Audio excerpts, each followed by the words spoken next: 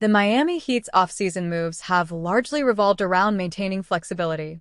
That's why it's abundantly clear that they are unlikely to fill the final spot on their roster before the start of the season.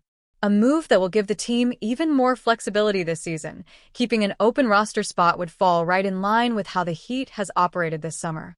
It may not be what fans want to hear, especially after an offseason that left a bit to be desired, but it's something the Heat have done before and a path it wouldn't be surprising to see them take this year. That doesn't mean the Heat won't explore adding a 15th player to a guaranteed contract before the start of training camp, but, at least at this point, I'd be surprised if they did. In essence, it's not something the fan base should expect as the lull of the offseason quickly approaches. What if the Heat want to fill the roster spot? Theoretically, if the Heat did want to fill the final spot of the roster before the start of the season, it probably makes the most sense for the team to add another backup big. Currently, the Heat has thin depth behind Bam Adebayo and Kel'el Ware. It wouldn't be the least surprising if they explored the option of adding another veteran big before the start of the year. Alec Burks is another player who would welcome a return to the Heat, so he's certainly another name to keep an eye on. But finding the right player to take a flyer on could be difficult, especially at this point in the offseason.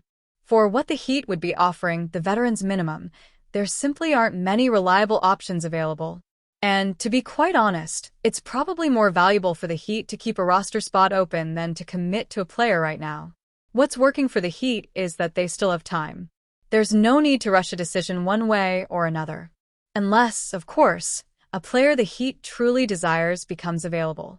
But that doesn't appear to be the case right now. Plus, I do believe that, at least for the season, Miami may much rather have that flexibility for now. It will open the door for more creative trades if they want to explore that, or even to add a player via buyout later on in the season. The Heat clearly values that. It's pretty obvious that the Heat are all in on ultimate flexibility, and that may very much extend to their end-of-the-bench roster construction this season, too.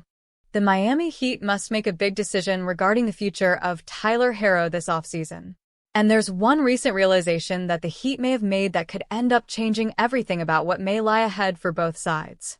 According to a recent report, in the process of trading for Norman Powell, the Heat realized that scoring guards aren't going for much on the open market.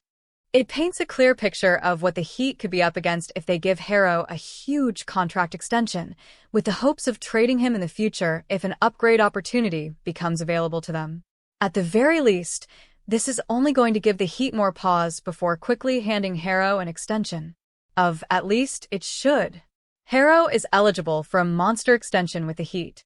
It's no secret that Herro is eligible for a 3-year, $150 max extension in October. Even though there have been hints over the last couple of months that the Heat are willing to wait to negotiate a new contract with Herro until next summer, there is certainly plenty of risk that comes with that approach. In a perfect world, the Heat would be able to agree on a contract extension for Herro this summer that would work for both sides. But, especially after his best season to date in which he made his first NBA All-Star appearance, it would make little sense for Herro to settle for less money now. Assuming that to be the case, the Heat are naturally in a difficult spot. What options do the Heat have? To be perfectly clear, the Heat is in a tough spot no matter what path they decide to go down. If they want to extend him, it's not exactly that simple. Giving him the full max extension would paralyze this team's financial situation and would eliminate all the flexibility the team has been building for next offseason. Delaying the contract talks will put them at risk to lose him for nothing next summer. Trading him, which could theoretically be on the table if the Heat does want to cash in this asset and avoid the risk of losing him for nothing in free agency, is not that simple, either. Even if Herro is a better player than Powell, which he probably is at this point, the market for him wouldn't be that much greater.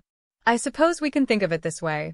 How many teams are willingly going to line up to not only surrender multiple assets for Herro, while also having the ability to give him the huge contract he's going to demand after this season? I can't imagine there would be many. And if there are, wouldn't it make more sense to just wait until the offseason to pursue him? In acquiring Powell, the Heat may have come to the realization that they're in a lose-lose long-term situation with Herro.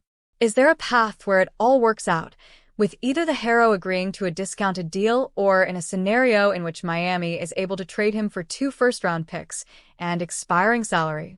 Sure, but that probability can't be high. This is not even necessarily only about Herro as a talent. He's a really good player, but just not the best fit for the Heat right now. If Miami wants to get back to championship contender status, there are minimal scenarios that help them get there with Herro at max money on the roster. That's the unfortunate truth. Maybe the Heat have finally realized that. The NBA rumor mill is buzzing with a wild trade proposal that could see LeBron James and his son Bronny James reunite with the Miami Heat. The proposed deal, floated by Siddhant Gupta of Fadeaway World, would send LeBron and Bronny from the Los Angeles Lakers to Miami in exchange for Andrew Wiggins, Terry Rozier, and 2 first-round draft picks.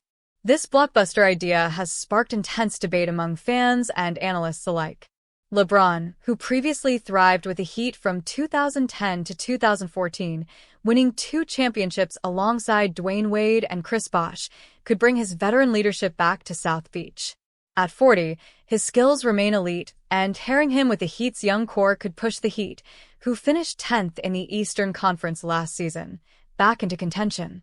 Bronny, still finding his footing as he enters his sophomore season, would benefit from his father's guidance and the Heat's development system, potentially carving out a niche as a defensive-minded guard. However, the trade's cost has raised eyebrows. 2 first-round picks, combined with Wiggins and Rozier, might be steep for a player in the twilight of his career, even one as exceptional as LeBron. Lakers fans might balk at losing future assets, while Heat supporters argue the picks are overpayment for a short-term rental. The Lakers could use the incoming players and picks to rebuild, but the emotional pull of keeping LeBron and Bronny together might sway negotiations. This trade idea, while speculative, ignites nostalgia and intrigue. Would Pat Riley pull the trigger, or will LeBron's no-trade clause keep him in LA? The NBA offseason just got a lot more interesting.